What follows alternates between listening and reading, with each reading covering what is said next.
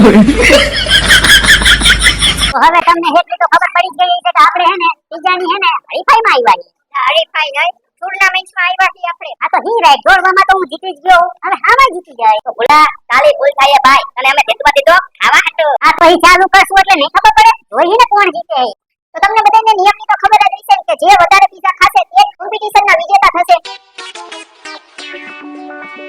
ભાઈ હજી તો મેં 1 2 3 સ્ટાર્ટ થઈ નતું કીધું. એલા મેં તને પહેલા જ કીધું તું ગાને બહાર કાઢવા જેવો ને.